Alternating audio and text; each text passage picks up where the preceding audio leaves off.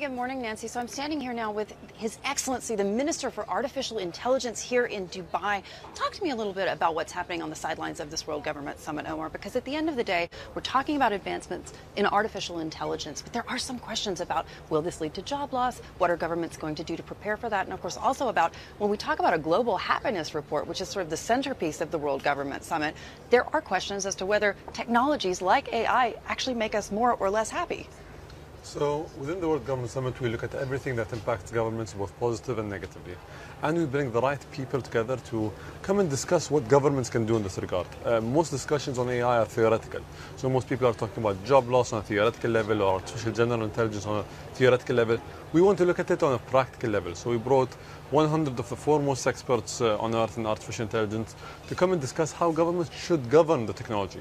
And any government who wants to take this and implement it is welcome to do so. We're going to publish the actual report in April, and we're going to implement most of these governance structures here in the UAE and open it to the world to whoever wants to do so. So I think there needs to be a concrete discussion on what are the tangible next steps that we can take as government to ensure that the well-being of citizens is addressed.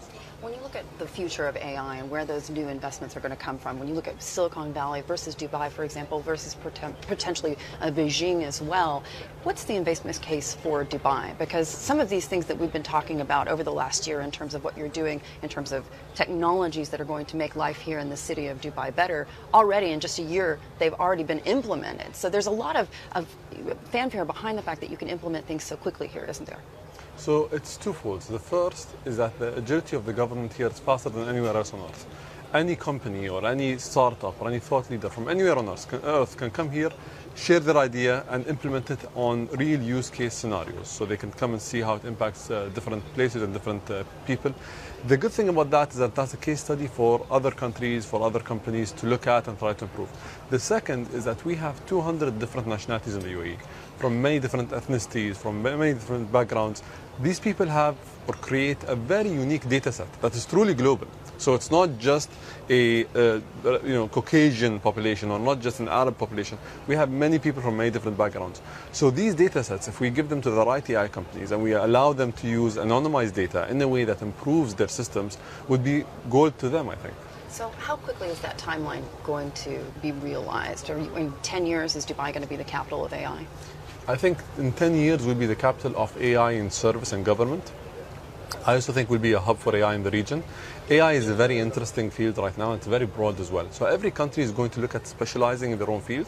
Some countries will look at defense, others will look at business, others will look at different sectors that are very important to them. We think government is our strongest point, government service delivery, as well as some fields that we are already global in. So for example, logistics, for example, tourism, transport. Emirates Airlines is the biggest airlines in the world, or our airport is the busiest airport in the world. So we're going to try to use AI to improve these services 100-fold than what they are today. And we're going to try to implement them in the government in a way that makes every single resident and tourist feel like they're in the city of the future. They already feel that, but even more so. What opportunities are there for Dubai specifically to get involved in that space? I think the more competition, the more positive competition there is in the region, the better, because talent comes to and flocks to these regions. And then we can try to work together on developing the lives of people, whether it's in NEOM or in Egypt or in the UAE or in any other country in the region. Now, the other opportunity is we have a proven use case and we have a proven track record.